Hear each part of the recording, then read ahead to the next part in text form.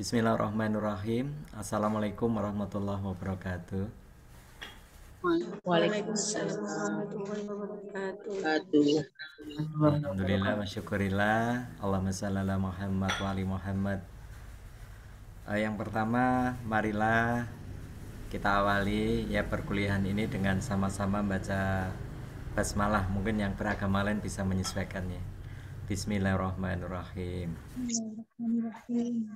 Bismillahirrahmanirrahim. Iya. Terima kasih.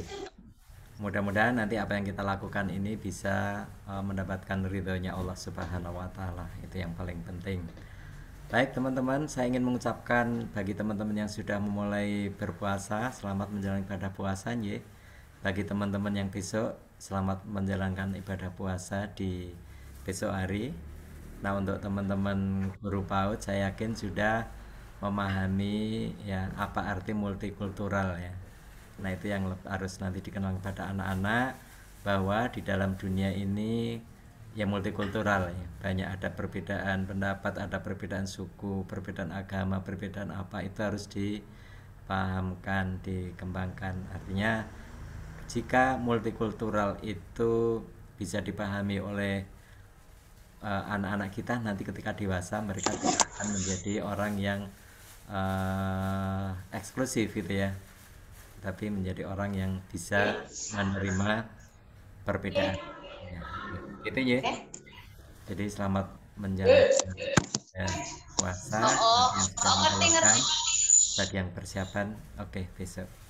Baik teman-teman, selamat mengikuti perkuliahan perdana. Hanya sayangnya pertemuan kita itu efektif sebetulnya hanya 4 kali ya, karena yang 2 kali itu nanti akan diisi dengan UTS dan UAS. Jadi 6 kali itu 2 kali itu sudah untuk UTS dan UAS. Nah, sehingga efektif hanya 4 kali. Nah, tetapi nggak usah khawatir karena teman-teman ini sudah mahasiswa. Nah, ini saya tekankan. Kalau mahasiswa itu kan sudah mandiri ya. Nah, apalagi sekarang ini eranya memang era merdeka belajar. Nah, kita juga akan mengikuti era-era itu. Artinya apa? Seperti yang disampaikan pada perkuliahan awal secara umum, perkuliahan umum kemarin ya, itu bahwa teman-teman ini tidak kosong ya, otaknya tidak kosong, pemikirannya atau memorinya, tapi teman-teman ini sudah ada, sudah membawa. Nah, sehingga fungsi daripada pembelajaran ini mungkin lebih kepada bagaimana kita men-sharingkan sesuatu. Jadi kalau Pak Bama sudah punya duluan ya kita sharingkan, nanti kalau teman-teman berpendapat sampaikan saja ya, tidak usah ada keraguan, karena itu nanti yang akan membuat mahasiswa itu lebih mandiri. Jadi kalau misalnya nanti pas diskusi ya, tolong aktif.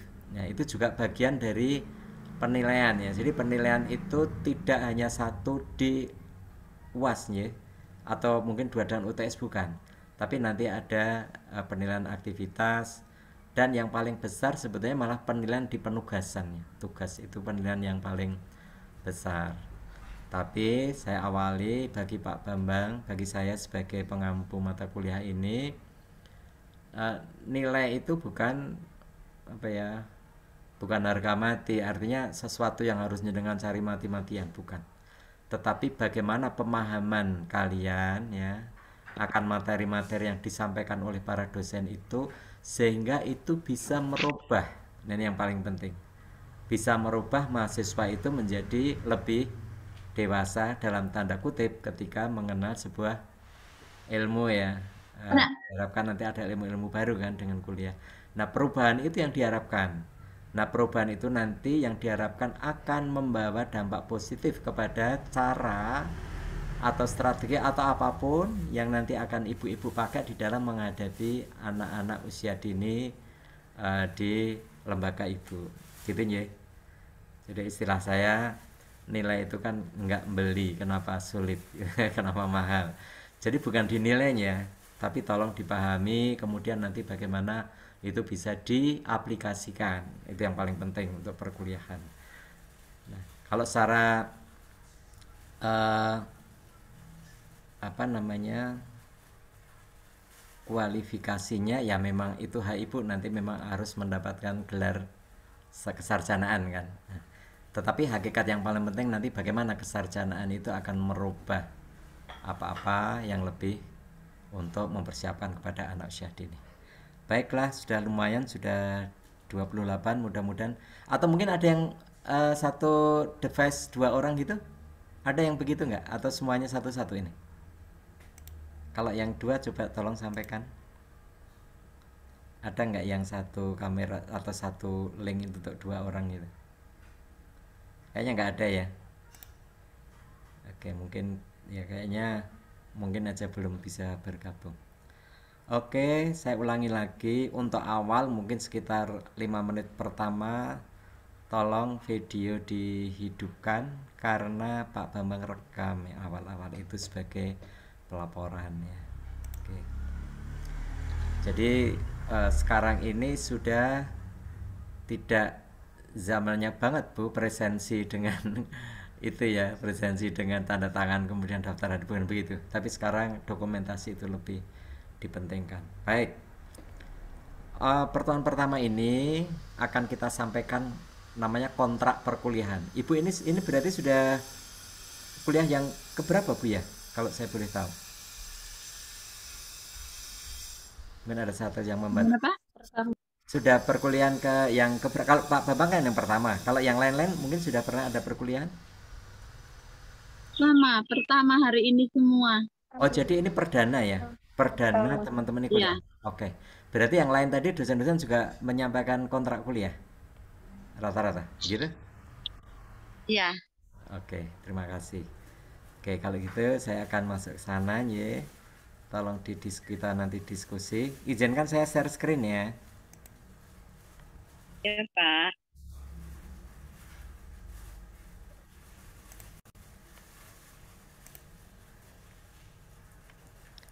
Sudah tampak Bu layar saya?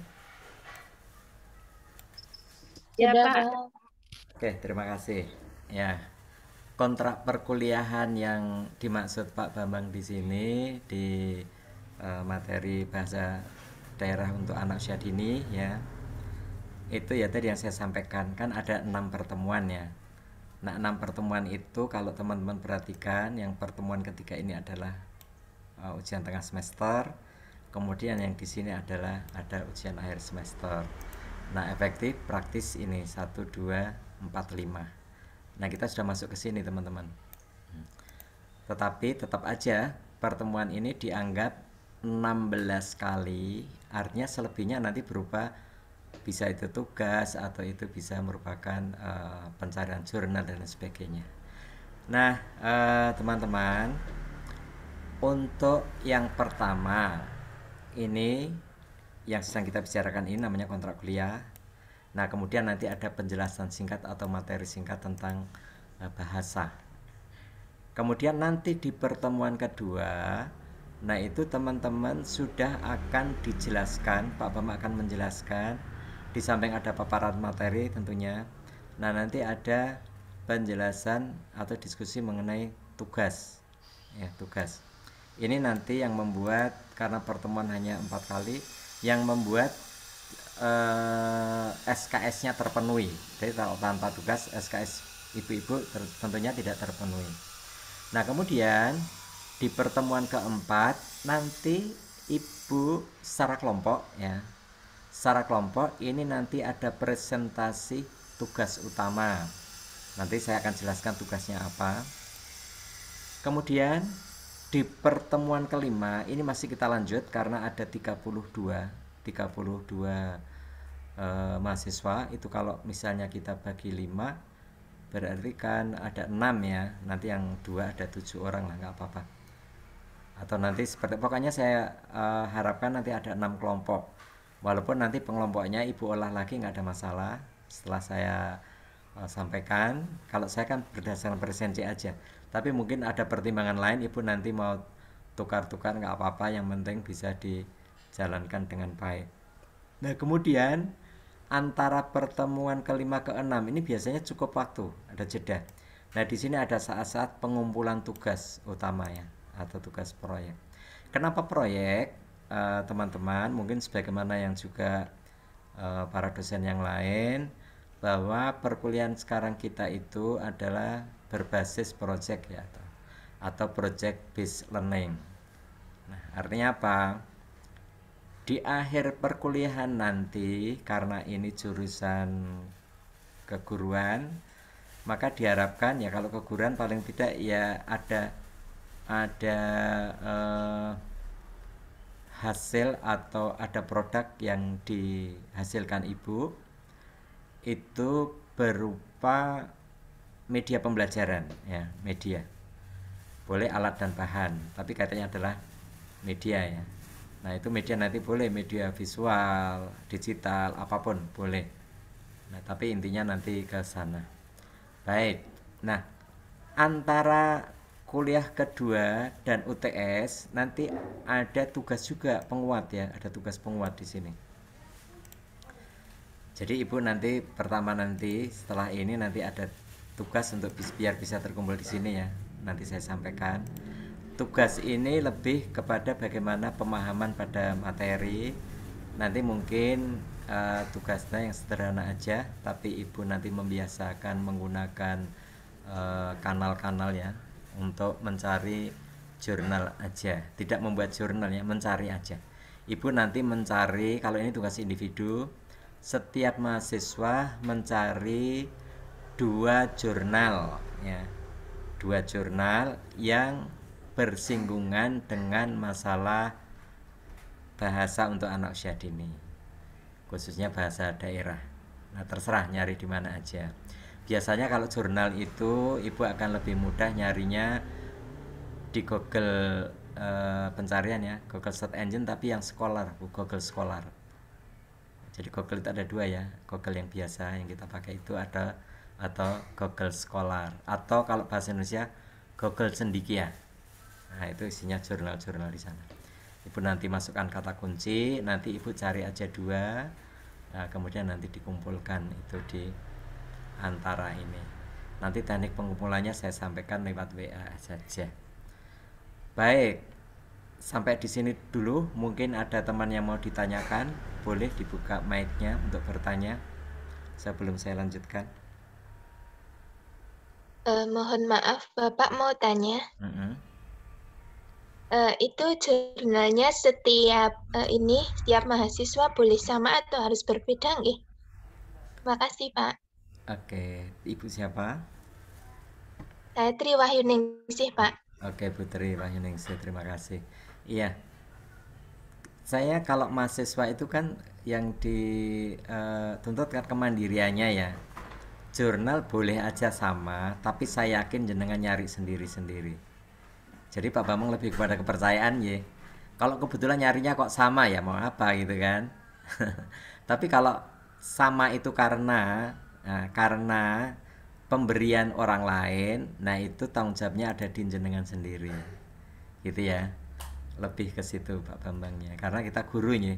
Jadi guru itu utama itu ada kompetensi-kompetensi itu ya. Jadi kompetensi itu harus kita pegang betul gitu. Oke, gitu ya Putri. Ibu siapa tadi? Iya, Pak.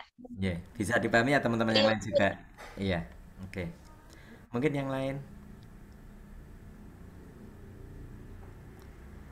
Oke, berarti insya Allah nggak ada ya. Insya Allah gampang nanti. Yang tugas ini kita lebih detail. Kalau yang jurnal ya kayak tadi. Baik. Nah, sekarang akan saya sampaikan biar nanti tidak penasaran apa itu tugas ini yang nilai prosentasenya sangat tinggi ya.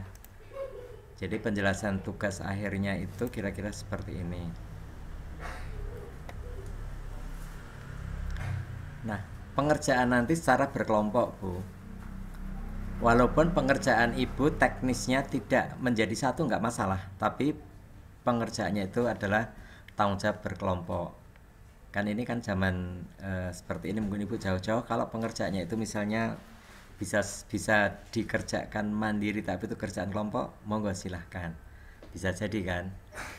Nah, apa yang dikerjakan ya, itu adalah tugasnya berupa ini. Jadi ini pilihan ya, bisa menyusun media pembelajaran bahasa daerah tentunya. Kemudian juga bisa aja membuat semacam gerak lagu Jawa, karena kita bisa daerah Jawa nih. Lain nanti kalau memang ada kelompok teman-teman yang bukan orang Jawa boleh, misalnya ternyata ada kelompok di Sunda atau bahkan di luar negeri, terserah nih. Tapi karena judul kita adalah bahasa daerah, cuman kan nggak ditentukan di situ daerah Jawa atau mana, tapi bahasa daerah. Kemudian atau itu ibu mencari dan menyampaikan, ya, mempraktekkan lagu dolanan.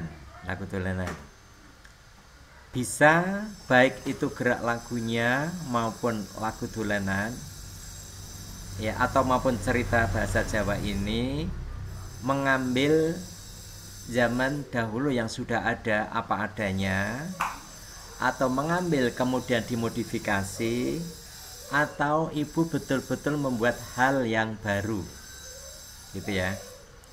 Nah kemudian atau dalam bentuk lain mungkin saja, karena sekarang memang zamannya teknologi digital, ibu boleh membuat animasi, ya, atau bisa juga video pembelajaran basa Jawa, gitu ya.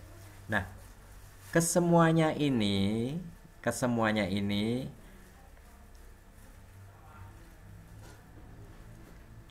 cara pengumpulannya nah seperti ini.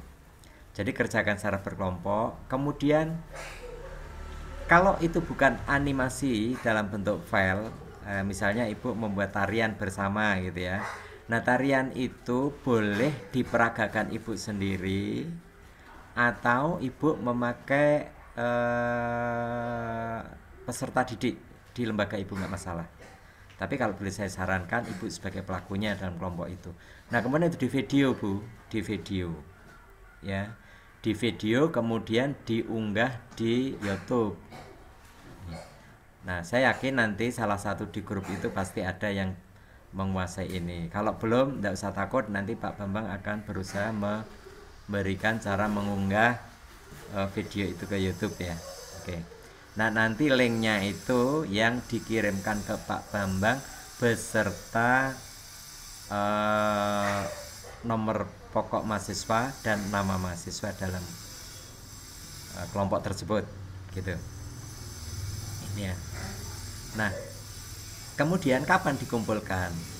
Nah pengumpulannya itu 1 minggu sebelum UAS, ya, biasanya dari pertemuan 3 ke UAS itu agak lebar. Yang penting 1 minggu sebelum UAS ini sudah harus terkumpul. Nanti akan saya buatkan linknya tempat kumpul, ini masih lamanya, tapi jenengan sudah bisa tahu dulu nanti tugas akhirnya seperti ini. Nah kemudian, ya, saya kembali ke sini. Kalau kalian baik membuat salah satu dimanapun ini, ya, salah satu dimanapun ini, kalian harus membuat alasannya. Jadi harus ada deskripsinya. Deskripsinya itu misalnya begini. Saya ambil contoh, mungkin teman-teman nanti banyak yang ambil di lagu dolan atau gerak lagu misalnya. Ketika itu diambil, nah teman-teman tuh harus membuat tujuannya apa, kemudian paling nggak judulnya apa, tujuannya apa, ya. Nah kemudian aspek yang dikembangkan dari produk ini kira-kira apa saja dengan adanya produk ini, gitu ya. Kalau kita lihat aspek kan banyak aspeknya, di samping yang pasti ada aspek bahasanya kan. Tapi kalau kita ngomong anak usia dini kan aspeknya banyak, dan setiap media itu harus bisa mengembangkan aspek yang lebih dari satu, gitu ya. Nah itu nanti yang itu tadi, nah ini ada presentasi, itu presentasi untuk itu, gitu ya. Sorry. Ini. Jadi yang dimaksud dengan presentasi tugas itu adalah mempresentasikan rencana proyek yang akan secara kelompok ibu buat itu. Misalnya judulnya apa, siapa kelompoknya, kemudian ya deskripsinya tentang proyek nanti yang akan ibu buat, ya. Apa, seperti itu. Baik, yang masalah ini mungkin ada yang mau bertanya, silahkan.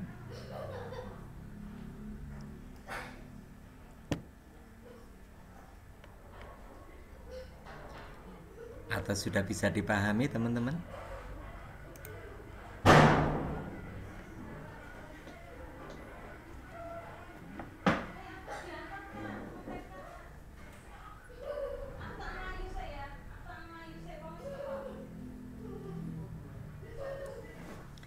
Insya Allah bisa ya.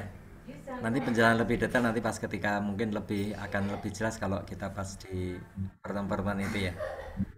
Tapi secara gambaran umum kan sudah bisa dimaknai ya. Nah itu namanya proyek bis Iya, namanya. Pak. Ah, ya. Jadi project based learning sekarang itu begitu. Jadi nanti selesai ibu akan memiliki itu tadi. Nah itu pembelajaran bermakna. Baik. Oke, kalau tidak ada eh, yang ditanyakan, saya akan close dulu. Kita beralih ke permasalahan. Baik.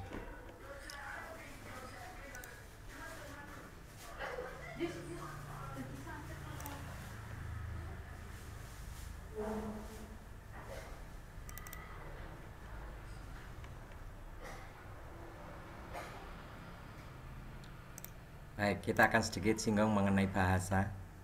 Mungkin teman-teman juga sudah agak lupa-lupa ingat ya.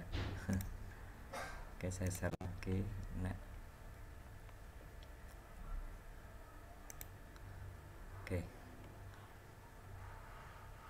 Sudah tampil di layar, teman-teman? Sudah, Pak. Oke. Ya, Pak.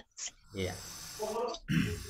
Mungkin satu hal yang perlu saya sampaikan dan saya ingatkan bahwa pembelajaran di anak usia dini itu nanti ibu-ibu itu menyampaikan ke anak usia dini itu berbasisnya bukan pada akademik ya, tapi berbasis pada apa, teman-teman masih ingat? Pada usia kan, betul ya. Jadi misalnya gini maksudnya, kalau kelompok bermain, contoh ini ya, kelompok bermain itu kan misalnya kalau di undang-undangnya itu kan umur 3-4 ya, atau 2-4 lah. Nah, artinya apa? Ketika usia 3-4 ya, sudah mencapai usia 4 tahun, itu kan sudah tidak ada di kelompok bermain. Dia harus masuk ke kelompok berikutnya kan. Dalam undang-undang disebut di atasnya TK atau RA gitu ya. Nah, itu artinya apa? Itu berbasis pada usia. Kalau berbasis pada akademis seperti yang kita ini, atau ketika ibu di SMA dulu, atau mungkin yang pernah kuliah ketika kuliah. Ketika ibu di SMA, kalau misalnya bahasa Indonesia itu tidak bisa, ada remedi kan Bu ya? Ingat kan? Kalau bahasa Indonesia menjadi mata pelajaran utama, berarti kan harus tidak merah. Ketika dapat merah atau nilai kurang dari nilai standarnya, maka ibu tidak naik gitu kan? Harus mengulang gitu ya. Walaupun atau di kuliah ya mata kuliah itu yang tidak lulus ibu harus mengulang.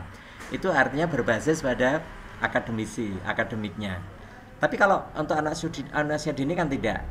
Tapi berbasis pada usia. Mengapa? Saya mengingatkan kembali, karena ibu ini bertugas untuk mengembangkan aspek. Betul ya? Tugas ibu itu untuk mengembangkan, membantu anak-anak, menstimulasi agar ya aspek-aspek yang harus dikembangkan mereka atau perkembangan anak ini bisa berkembang secara optimal. Betul teman-teman? Ya. Nah, itulah maka berbasis pada usia. Artinya apa? Teman-teman harus ingat ketika berbasis pada usia itu berarti tidak boleh ada aspek yang tertinggal. Kalau kita bicara aspek, ini berarti kuncinya adalah STPPA, standar tingkat pencapaian perkembangan anak. Nah, itu harus ibu ingat-ingat. Nah, di situ kalau kita melihat standar tingkat pencapaian perkembangan anak itu adalah sifatnya umum ketika anak nanti mencapai usia 6 tahun ya. Terpenuhi harus semua ketika mencapai usia 6 tahun. Nah, teman-teman, tentunya di aspek perkembangan itu ada aspek perkembangan untuk usia 0 sampai 3 bulan gitu kan.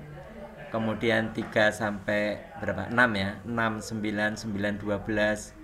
Kemudian setelah 12 ini per 6 bulan kalau nggak salah. 12 kemudian 18 bulan, 18 bulan kemudian sampai kepada 24 bulan. Nah, setelah 24 bulan ini kemudian 1 tahun itu. Artinya 24 bulan ketika 2 tahun. Nah, nanti ada kelompok usia 2 sampai 3 tahun. Kemudian kelompok usia 3 sampai 4 tahun. Kemudian kelompok usia 4 sampai 5 tahun dan kelompok usia 5 sampai 6 tahun. Itu yang disebut kemudian sebagai pendidikan anak usia dini. Ya, kelompok-kelompok itu. Nah, di kelompok-kelompok itu masing-masing punya standar yang harus dicapai kan. Nah, jika standar itu tidak tercapai ya, atau kalau capaian khusus ya anak berkebutuhan khusus itu juga standarnya harus tercapai, itu berarti kesalahan ada pada kita, Bu. Kesalahan ada pada gurunya, bukan pada anaknya. Artinya kita tidak mampu memberikan stimulasi yang tepat kepada anak-anak sehingga perkembangan anak-anak itu ada yang tertinggal. Mengapa demikian? Ya karena itu standar minimum. Nah, ini kehati-hatian kita. Maka saya berpesan, karena seperti saya katakan di awal, bahwa pembelajaran di anak usia dini bagi Pak Bambang nilai itu nggak masalah, gampang lah nilai. Tapi yang menjadi masalah ketika ibu-ibu nanti tidak bisa memahami atau belum setelah selesai kuliah belum memahami apa itu arti pentingnya pendidikan anak usia dini, itu yang sangat bahaya ya, sangat bahaya gitu ya. Jadi itulah perkembangan atau itulah kewajiban yang harus kita lakukan ya, lakukan. Nah, sehingga nanti walaupun ini bahasa daerah tetap akan saya singgung mengenai bagaimana misalnya prinsip-prinsip dalam pembelajaran dan sebagainya. Nah, karena bagi ibu adalah perdana perkuliahan. Baik, ini mungkin bisa dipahami ya bahwa kita adalah berbasis pada usia ya, pada usia. Nah, karena aspeknya itu bermacam-macam kan. Paling enggak kalau secara akademisi kan ada 6 aspek ya. Ada 6 aspek kan kalau saya perlihatkan di sini kan. Ya, ini aspek-aspek yang ada di itu kan ini. Jadi ada aspek yang pendekatannya ini dilakukan secara berulang-ulang lah ya. Yaitu aspek yang berkaitan dengan perkembangan perilaku atau pendidikan karakter. Nah, itu ada pada aspek perkembangan nilai agama dan moral, kemudian juga perkembangan sosial emosional ya kan. Ini cara menstimulasi bukan diulang-ulang terus gitu kan, setiap hari harus diambil KD-nya ini gitu kan. Nah, ini. Karena apa? Hal yang berulang-ulang itu nanti ketika dia menjadi pembiasaan akan bisa berubah menjadi karakter. Baik. Kemudian kelompok yang kedua adalah perkembangan kemampuan dasar. Nah, yang masuk dalam aspek ini adalah perkembangan motorik, perkembangan kognitif, perkembangan bahasa, dan perkembangan seni. Ya. Nah, ini yang pada kemampuan dasar. Nah, nanti yang akan kita ulas di perkuliahan kita kan yang perkembangan bahasa ini. Jadi bagaimana khususnya berkaitan dengan bahasa daerah. Kalau kita bicara tentang bahasa daerah, kira-kira apa Bu yang hendak kita capai dengan bahasa daerah itu? Mungkin ada yang mau berpendapat, boleh ya, boleh dibuka ini ya. Yusuf mau mimi ayat pakai terus. Ditutup nggak? Ditutup. Ini ditutup. Silakan, ada teman-teman yang mau berpendapat? Kenapa sih bahasa daerah kok dimasukkan, ini kayak penting? Silakan kalau ada.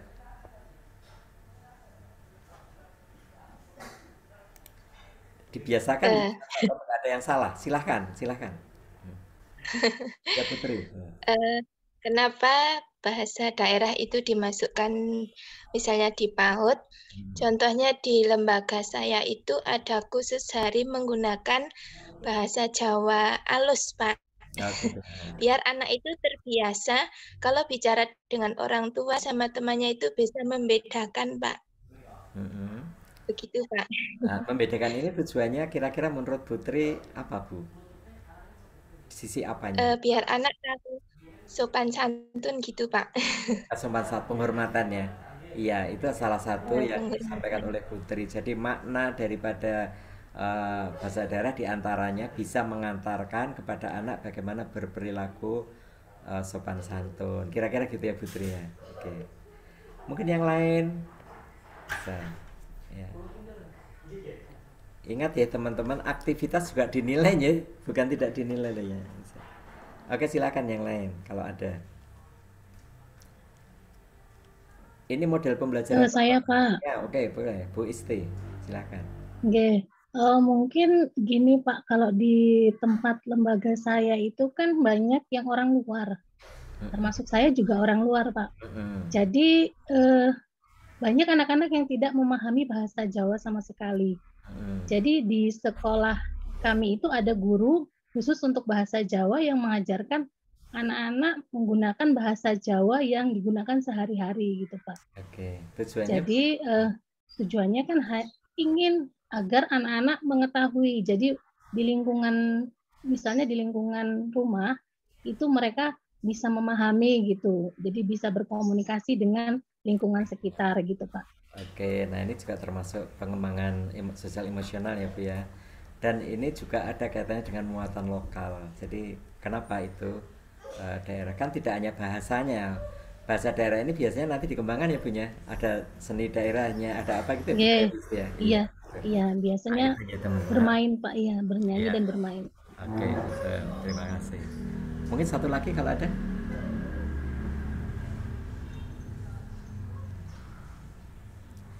Baik. Pak. Oke, Bu Ana silakan, Bu Ana. Ya.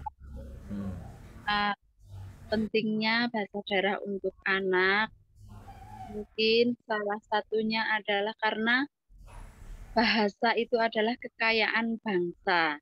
Oke. Jadi itu untuk meningkatkan nasionalisme juga pada anak sejak dini, Pak. Begitu, Pak? Iya, betul, boleh Bu Ana, bagus sekali. Jadi diantaranya juga itu bagaimana mengenalkan ini lebih kepada multikultur namanya Bu. Bahwa nanti anak-anak ini akan kenal bahwa Indonesia ini tidak satu bahasa tok gitu ya. Artinya merupakan satu kekayaan yang dimiliki di masing-masing daerah dan itu bukan sebagai permusuhan kan gitu ya Bu Ana ya. Tapi justru itu bagaimana itu menjadi sumber kekayaan bagi bangsa gitu kan tadi gitu kan. Artinya itu potensi yang sangat bagus, baik sekali Bu Ana ya. Saya kira tiga ini sudah cukup mewakili sementara ya. Jadi itulah menjadi penting masuk ke hasanah muatan lokal. Baik. Baik, kalau gitu saya lanjutkan. Nah,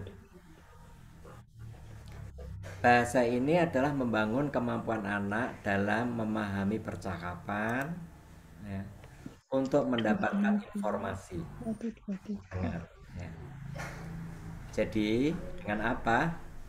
Ya, membedakan bunyi, mendengarkan kosakata, memahami arti kata yang berbeda intonasi, kemudian mengerti arahan sederhana.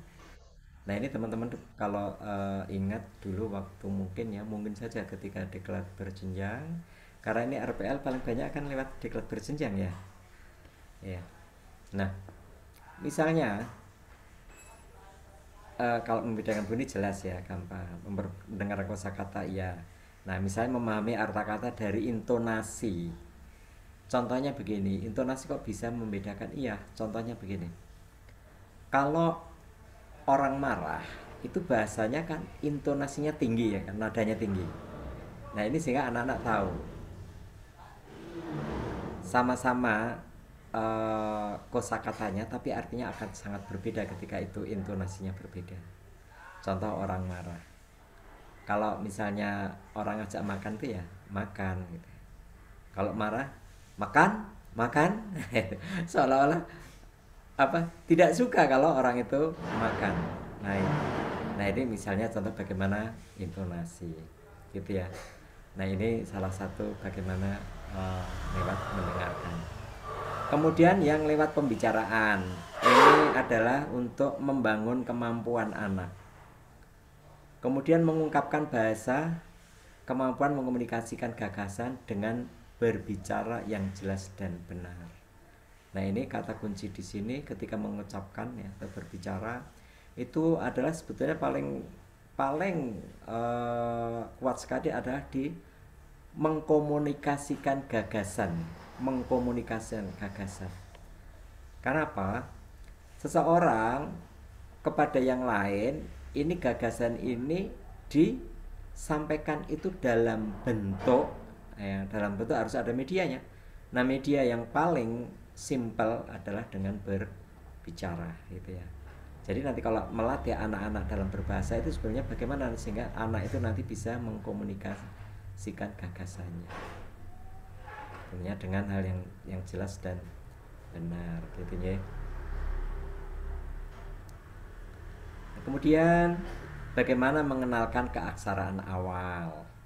Nah, keaksaraan merupakan salah satu keterampilan dasar yang diperlukan untuk menunjang keberhasilan anak di sekolah atau di lembaganya kalau PAUD. Nah, sublingkupnya perkembangan ini tidak diartikan mengajarkan, ini tanda di garis bawahnya, membaca dan menulis sejak dini, bukan itu maksudnya ya. Tetapi membangkitkan dan memfasilitasi munculnya kemampuan keaksaraan awal pada anak ya. Mungkin bisa diperjelas seperti ini Bu, kira-kira kalau di lapangan. Kalau kita melihat STPPA, tulis menulis itu sebetulnya dimulai kan kelas B, jenjang TK atau RA ya. Artinya kelompok pada usia 5-6 tahun Ibu sebetulnya. Kenapa? Karena di situ dianggap perkembangan motorik, baik perkembangan juga kognitif dan yang lain itu sudah agak maju karena sudah dimulai sejak nol kan. Nah, bagaimana untuk mengenalkan keaksaraan awal? Ini untuk membekali nanti ketika pada tahap-tahap tersebut sudah merupakan tahap berkelanjutan. Karena ciri-ciri perkembangan itu begitu ya. Jadi ketika kita mengembangkan aspek-aspek itu adalah sifatnya berkelanjutan, tidak sporadis, berkelanjutan ya. Nah, mengenal keaksaraan awal, contoh misalnya kita ambil contoh di usia 2-3 tahun. 2-3 tahun ini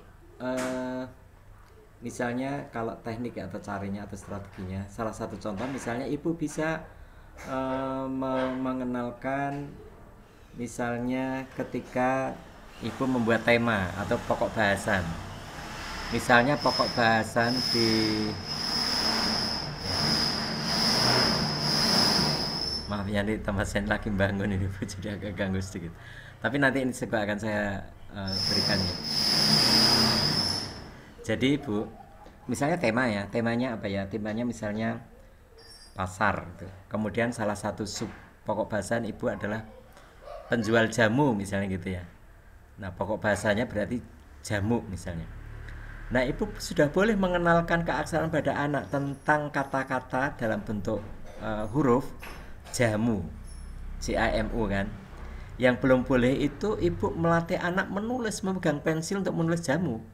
Jadi bagaimana caranya? Ibu boleh mengenalkan, kalau ibu menulis bisa ya ditulis besar, mungkin di papan tulis kalau ada, atau paling enggak di kertas karton gitu mungkin ya, plano itu, jamu yang gede Bu, kalau perlu dengan warna yang berbeda-beda kan gitu, sambil mengenalkan kognitif di warnanya. Nah, kemudian anaknya mungkin bisa menyusun huruf J satu kelompok gitu ya, mungkin berapa kelompok kalau anak berkelompok-kelompok biasanya ya, pengerjaannya. Satu menyusun J mungkin bisa dengan manek-manek, mungkin bisa dengan biji-bijian, atau mungkin juga bisa dengan plastisin atau pledok atau yang lain ya. Yang lain mungkin mencoba membentuk dengan huruf A-nya, M-nya, U-nya. Kemudian mereka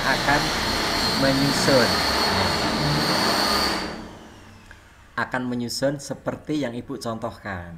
Nah, kemudian dibaca bareng-bareng jamu. Jadi membacanya mereka adalah paket Bu, belum huruf per huruf. Ini sudah namanya mengenalkan keaksaraan awal. Jangan tidak dilakukan Bu. Nah, nanti dia akan berupa paket, seperti anak mengenal Alfamart, itu kan paket dia bacanya, Alfamart gitu ya. Indomart, dia bisa membaca itu Indomart, tapi dalam bentuk paket. Nah, itu sudah mengenalkan namanya keaksaraan awal. Atau juga termasuk bagaimana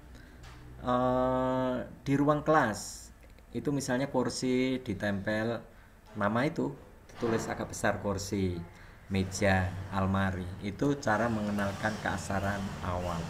Nah, ini nanti juga akan bersumber atau bermuara pada bagaimana akhirnya nanti anak cinta buku ya, anak cinta buku. Ini memang harus pelan-pelan sejak dari awal dia mengenal keaksaraan, dikenalkan ya, bukan mengenal, dikenalkan, itu nanti akan berangsur-angsur.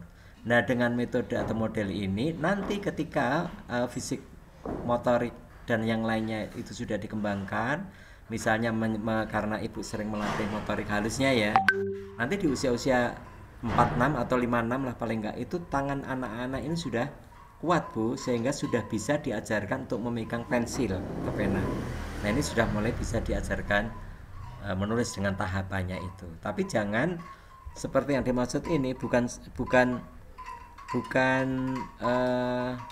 diartikan mengajarkan membaca dan menulis sejak dini, bukan itu yang dimaksudnya. Tapi seperti yang katakan Pak Bambang tadi, yaitu membangkitkan dan memfasilitasi munculnya kemampuan keaksaraan awal pada anak usia dini. Nah, salah satu tekniknya tadi. Baik, nanti kalau ada yang perlu diperjelas boleh ditanyakan. Nah, kemudian berikutnya adalah kemampuan keaksaraan awal membaca dimulai dari, nah ini anak mulai tertarik dengan buku bergambar, maka disarankan di setiap ruangan kelompok pembelajaran di rombel itu, rombongan belajar sesuai usianya itu, sebisa mungkin salah satu fasilitas yang diberikan oleh ibu adalah tumpukan buku ya, jangan lupa.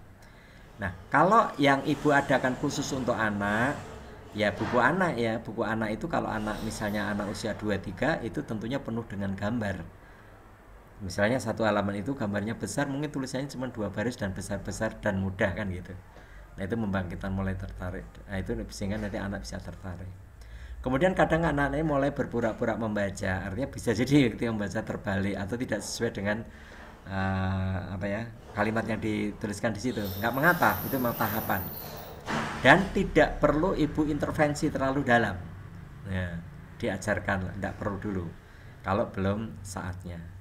Kemudian anak mulai mengidentifikasi huruf-huruf yang ada pada namanya. Maka mulai dikenalkan anak-anak itu akan nama, ya.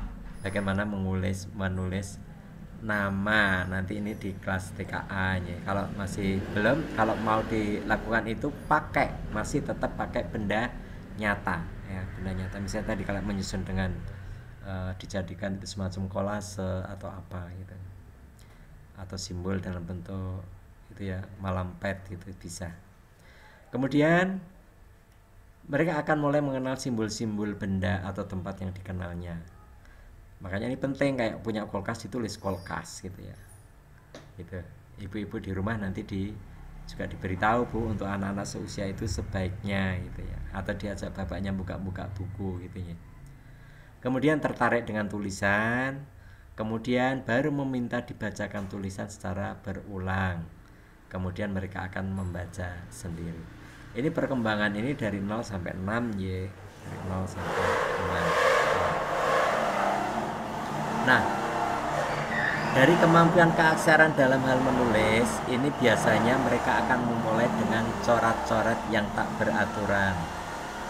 Model apapun bentuk pembelajaran di kelas, itu saya sarankan di ruang itu ada walaupun 1 atau 2 tempat anak menulis. Mungkin kalau pakai bangku berjajar itu untuk anak kan nggak baik ya, itu membatasi.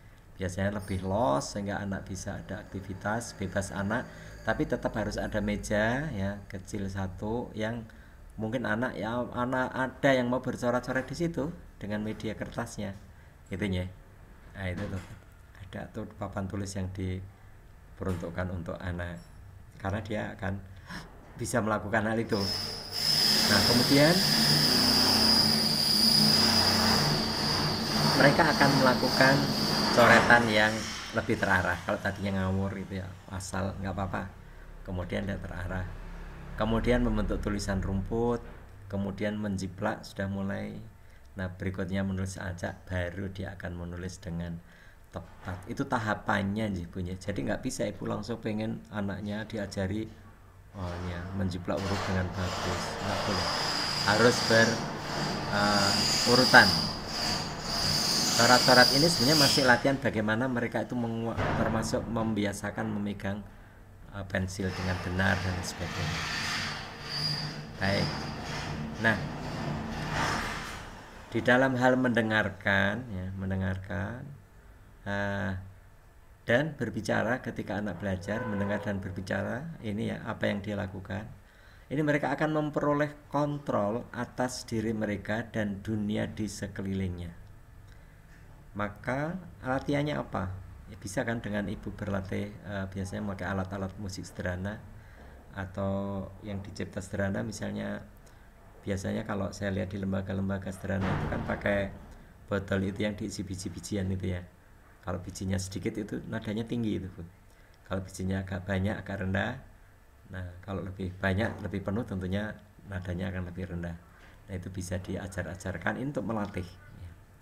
Kemudian juga berhubungan secara efektif dengan orang lain dan mengumpulkan serta menyimpan informasi yang semakin banyak, itu dengan cara mendengar ya, mendengarkan dan berbicara. Ini ketika anak belajar mendengarkan dan berbicara, nah itu yang mereka dapatkan. Nah, di sini sehingga ibu perlu melatih di dalam kelas. Misalnya ketika ibu menyampaikan kepada anak-anak itu dilatih intonasi. Ibu tidak selalu menyampaikan dengan nada tinggi terus atau keras terus ya. Kadang lembut ya, kadang diberikan agak keras gitu, sedang, keras, atau dalam bentuk nyanyian atau dalam bentuk cerita yang kadang kalau tokohnya itu antagonis, biasanya ibu dengan keras gitu kan. Nah, itu diperlukan ya. Nah, dengan cara membaca dan menulis, maka ketika anak mulai membaca, mereka mendapatkan akses ke dalam dunia yang baru, yaitu dunia informasi dan tempat-tempat yang jauh, termasuk dunia imajinasi.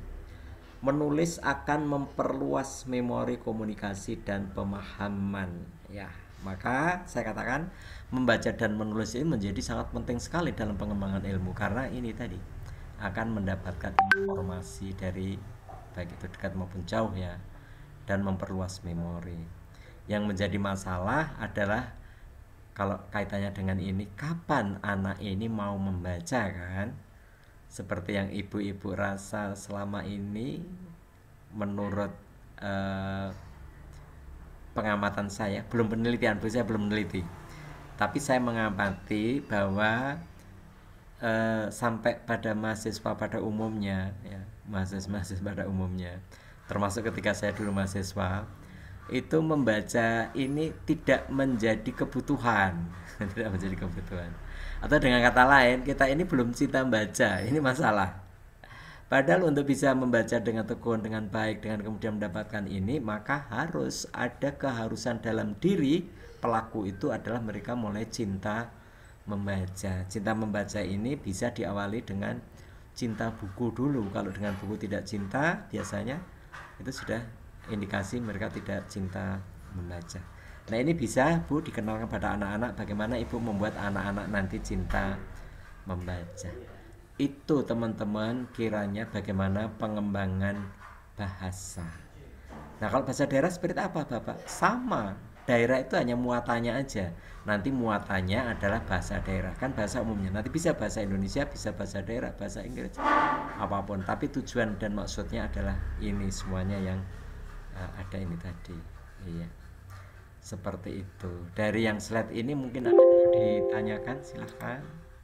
Teman-teman diingatkan saya sampai jam berapa, nanti kurang 5 menit harus ada yang mengingatkan ya, saya takut nanti masih ada kuliah berikutnya. Sampai jam berapa Bu Ana? Sampai sebentar Pak, jam 13.20 Pak. Berarti udah habis ya. Ya udah habis ya. Ya enggak apa-apa. Oke, baik. Jadi ini sebagai ya, awalan kuliah untuk ibu memahami tadinya, terutama nanti seperti apa bahasa daerah itu disampaikan dan apa mananya, dan seperti apa bahasa itu pada anak dengan tahapan-tahapannya. Mungkin itu yang bisa saya berikan. Nanti ada pertanyaan bisa dicambung kalau ada kesempatan. Mungkin bisa WA grup itu dimanfaatkan ya, kalau ada apa-apa bisa di sana. Baik, terima kasih. Selamat mengikuti kuliah berikutnya kalau masih ada. Kalau ada kekurangan dari Pak Bambang, mohon maaf. Saya akhiri. Bila taufik wal hidayah. Assalamualaikum warahmatullahi wabarakatuh.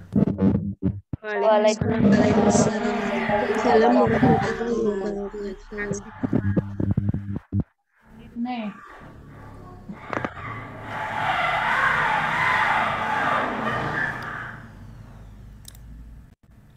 Saya live ya.